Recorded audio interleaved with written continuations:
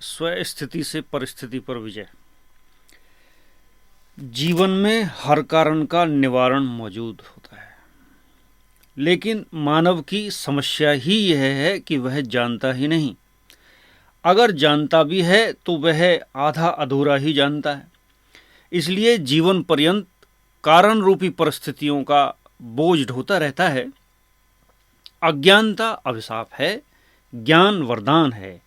ज्ञानी होना सभी समस्याओं और परिस्थितियों का समाधान है। अज्ञानता का मार्ग वासनाओं का मार्ग है। वह मार्ग गोलाकार है जो कहीं भी नहीं पहुंचाता। कारण परिस्थितियों समस्याओं के उस पार नहीं पहुंचाता, वह तो गोल गोल ही घुमाता रहता है। अशुद्ध वासनाओं के ब्रह्मजाल में गोलाकार चक्रवत घूमते रहने के अतिरिक्त और कुछ बचता ही नहीं। प्राणी वैज्ञानिक डॉक्टर फेवरी ने कुछ प्रयोग किए। डॉक्टर फेवरी ने कुछ कीड़े लिए, उन्हें एक गोल थाली में रख दिया गया। उनके लीडर को भी उसमें छोड़ दिया गया। वह लीडर उस थाली में गोलाकार घूमने लगा। वह घूमता ही रहा इस भ्रम में कि अब पहुंचूंगा कहीं पार, कहीं किसी नई जगह, शायद थाली के भी पार कहीं किसी जगह पहुंच जाऊंगा। इस आशा में वह चलता ही रहा और बाकी सभी कीड़े भी अपने लीडर को देखकर उसके पीछे पीछे चलते रहे। वे सभी तब तक चलते रहे जब तक थककर चूर ना हो गए। उन्होंने गोलाकार घूमते घूमते थककर अपनी जीवन यात्रा को पूर्ण विराम दे दिया। बहुत हद तक मनुष्य के साथ भी ऐसा ही होता है। मनुष्य की अशुद्ध वासनाओं के सम्मोहन में अपनी वह जीवन यात्रा को पूर्ण विराम देता चला जाता है, प्राप्त कुछ भी नहीं कर पाता। श्रेष्ठ व पुण्य कर्मों की सूक्ष्म संपदा जमा ही नहीं कर पाता। जीवन बंध में बनता ही चला जाता है। अशुद्ध वासनाएं उसे जन्म जन्म भटकाती रहती हैं। इसे अविनाशी ड्रामा की एक स्थिति ही कह सकते हैं। इस पर किसी का कोई नियंत्रण नहीं होता, किंतु सृष्टि चक्र में समय ने अब करवट बदली है। संपूर्ण परिवर्तन का समय चल रहा है। अब सभी अशुद्धियों का शुद्धिकरण प्राकृतिक रूप से भी होने का समय है और हमें सचेत होकर स्वयं को शुभ कामनाओं से भी भरना है। शुद्ध कामनाएं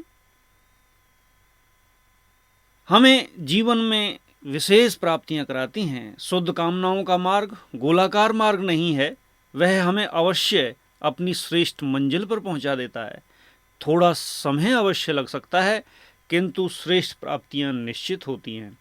शुद्धतम और सकारात्मक मानसिक स्थिति में न राग होता है और न द्वेष होता है। राग द्वेष से मुक्त स्थिति आत्म जागृति की स्थिति है। आत्म जागृति की स्थिति में जो होना होता है, जो सही होता है, वही होता है। ऐसी स्थिति में स्वतः सभी बातों का समाधान समाहित रहता है। स्वयं को राग दोष द्वेष से मुक्त रखने के लिए भ्रकुटी सिंहासन पर स्थित होने का अभ्यास बढ़ाते चलना है। इस तरह कामनाओं का शुद्धिकरण होने से समाधान ही समाधान होता है। आदमी सोया सोया ही जी रहा है, वास्तव में वह जागृत अवस्था में भी एक प्रकार से सोया ही हुआ है। आत्मविस्मृति एक प्रकार का सम्मोहन ही तो है। आत्मविस्मृति एक प्रकार का सोना ही तो है। जो केवल उसका अल्पकालीन परिचय है, वह उसे ही दृढ़ता के साथ मानकर चलता रहता है। जो उसकी सत्यता और शाश्वतता है, उसे मानकर नहीं चलता। इस आत्मविस्मृति की बेहोशी में वह कभी कभी एक टेप रिकॉर्ड की तरह कार्य करता है। उसकी मन बुद्धि रूपी कैसेट में अन्य कोई गलत या सही कैसी भी सूचना रिकॉर्ड करे, वह रिकॉर्ड हो जाती है। जब भी अंदर की यह मेमोरी, जिसे दूसरे शब्दों में कैसेट ही कह सकते हैं, जो अन्य किसी ने भरी है, उसे या दूसरे को प्ले करनी होती है, वह मात्र बटन दबाकर उसे चालू कर देता है। स्मृति का स्विच ऑन दबाकर वह मेमोरी, वह कैसेट टेप में चालू हो जाती है। फलस्वरूप वैसा ही कर्म उससे होता है। उसके विवेक की सुसुप्त अवस्था के कारण वह मात्र एक टेप रिकॉर्ड की तरह बन जाता है। विचार करें, इस प्रकार मनुष्य मात्र एक टेप रिकॉर्ड की तरह कार्य करता है। उसमें कैसेट भरने वाला भी कोई दूसरा होता है और उसका स्विच ऑन करने वाला भी कोई दूसरा ही होता है। इसमें उसकी अपनी कोई स्वतंत्र क्रिया नहीं होती। ऐसे टेप रिकॉर्ड की भांति कार्य करने वाले व्यक्ति को, जो सदा ही व्यर्थ और नकारात्मकता की ओर अग्रसर रहते हैं, समाज में वो नई नई परिस्थितियों को जन्म देते हैं। वे समाज को, परिवार को निरंतर पतन की ओर ले जाते हैं। ऐसे यंत्रवत टेप रिकॉर्ड की भांति कार्य करने वाले लोगों को अपने विवेक को जागृत करना अति आवश्यक है। स्वयं को टेप रिकॉर्ड ना बनने दें। जो कुछ भी करें सोच समझ कर करें। फिर कर्म जब प्रारब्ध बनकर सामने आते हैं तब वहां कुछ नहीं किया जा सकता। वहां स्वयं ही स्वयं के साक्षी रहना होता है। तब बस एक मूक पीड़ा ही सहन करनी पड़ती है। इसलिए ज्ञानी बनकर, ज्ञानवान होकर ही कर्म करना ये बहुत जरूरी है। स्वयं को सचेत कर लेना ये बहुत जरूरी है। अनेक कारणों का निवारण इसमें समाया हुआ होता है। मेरी बात ही ठीक है। यदि कोई अपनी बात सुनाता है, वह सुनकर ही, यह समझकर ही न बैठ जाएं कि यही बात ठीक है, दूसरा क्या कहता है उसे भी समझने का प्रयास करें। हो सकता है दूसरा ठीक ही कह रहा हो। कई बार ऐसा होता है कि समझने व चिंतन करने के अलग अलग कोणों से वहां कुछ समझ में नहीं आता।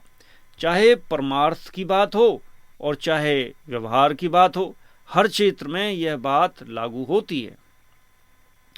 हमें ऐसा सोचना व कहना चाहिए कि यह सही है और हमारी यह मान्यता है।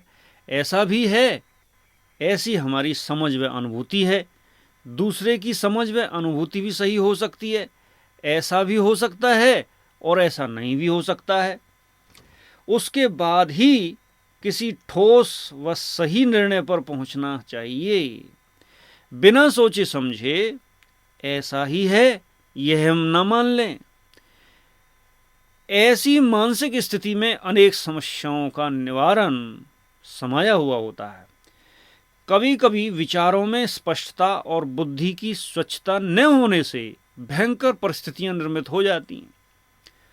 अपनी बात को ठीक ढंग से अभिव्यक्त करने से अनेक प्रकार की समस्याओं से बचे रह सकते हैं। बात एक ही है लेकिन दो व्यक्ति उसे अलग अलग तरीके से कहते हैं। एक व्यक्ति को सजा दी जाती है और दूसरे व्यक्ति को पुरस्कार दिया जाता है। एक बार एक राजा ने एक ज्योतिषी को बुलाया और अपनी आयु के विषय में पूछा कि मेरी कितनी आयु होगी। उस ज्योतिषी ने गणित देखकर कहा कि महाराज, आपके सामने आपका पूरा परिवार स्वर्ग से दाट जाएगा।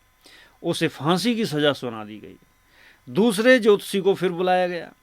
दूसरे ज्योतिषी ने भी वही बात कही, किंतु एक सभ्य तरीके से, सम्मान के साथ, पॉजिटिव तरीके से बात कही। महाराज, आप बहुत भाग्यशाली हैं। आप अपने परिवार में सबसे दीर्घायु वाले हैं। उस ज्योतिषी को पुरस्कार दिया गया। बात को अव्यक्त करने के ऐसे ऐसे भयंकर दुष्परिणाम निकल सकते हैं। सुस्पष्ट, निश्चल, शुभ भावना से प्रेरित मनुष्य की अभिव्यक्ति सर्वदा निवारण की भाषा में बोलती है। सरल स्वभाव वाला बड़ी गंभीर समस्या को भी अपने चिंतन से छोटी बना देता है। वह किसी भी क्रिया की तुरंत बिना सोचे समझे प्रतिक्रिया नहीं करता। सरल स्वभाव की पृष्ठभूमि में एक गहन मनोवैज्ञानिकता कार्य कर रही होती है। वह मनोवैज्ञानिकता है उसका विशाल दृष्टिकोण। सभी संकीर्णताओं से ऊपर उठा हुआ उज्जवल व्यक्तित्व का धनी ही सरल स्वभाव रख सकता है। उसी का दृष्टिकोण भी विशाल बन जाता है। संकीर्ण दृष्टि समाप्त होने से उसकी अंतर्दृष्टि कार्य करने लगती है, जो हर बात का हल निकालना जानती है। अरस्तु बड़े सरल व्यक्तित्व के धनी थे। उनकी पत्नी क्रोधित स्वभाव की थी। एक दिन अरस्तु देर रात घर लौटे। अरस्तु की पत्नी ने आग बबूला होकर तेज तर्राट स्वर में उन्हें बहुत भला बुरा कहा। वह बोलती ही रही क्रोधित स्वर में, और अरस्तु मौन होकर सुनते रहे। पत्नी को और अधिक क्रोध आया। पास में पानी का घड़ा रखा था। पत्नी ने वह पानी का घड़ा उठाकर अरस्तु के ऊपर उड़ेल दिया। अरस्तु ने अब अपने मौन को तोड़ा और कहा, क्या अजीब संतुलन है, पहले गर्जना फिर बरसात, पहले गर्म और फिर ठंडा। तुम कितनी समझदार हो। यह सुनकर अरस्तु की पत्नी का क्रोध हंसी में बदल गया। कहने का भावार्थ यह है कि कारण बहुत हो सकते हैं, समस्याएं भी बहुत सी हो सकती हैं, परिस्थितियां भी बहुत सी हो सकती हैं, उनके निवारण और समाधान भी बहुत हो सकते हैं, लेकिन अंत में निष्कर्ष के रूप में हम एक ही बात को गहराई से समझना चाहेंगे तो सभी प्रकार की समस्याओं के प्रभाव से ऊपर उठ सकते हैं। धरती पर हर प्रकार का प्रभाव पड़ता है। सर्दी, गर्मी, बरसात आदि अनेक प्रकार के प्रभाव धरती पर पड़ते हैं, आकाश पर नहीं पड़ते। हमें अपनी आंतरिक स्थिति को आकाश की तरह बनाना होगा। आकाश जैसा बनाने का अर्थ है इस शरीर के अभिमान और आकर्षण से परे आत्मा की अनुभूति के आकाश का निर्माण करना, आत्मा की अनुभूति के आकाश का अनुभव करना। आत्मा की अनुभूति के आकाश का आंचल इतना बड़ा है जहां सभी समस्याएं स्वतः ही निवारण में बदल जाती हैं। ऐसी आत्मा की अनुभूति व परमात्मा की अनुभूति के आकाश की स्वस्थिति बहुत शक्तिशाली होती है। ऐसी अव्यक्त स्वस्थिति के आकाश में कारणों और समस्याओं के लिए कोई प्रवेश द्वार ही नहीं होता। स्वस्थिति से परिस्थिति पर विजय इसे ही कहते हैं। अतः हम अपनी ऐसी स्थिति बनाने के लिए संकल्पबद्ध हो जाएं।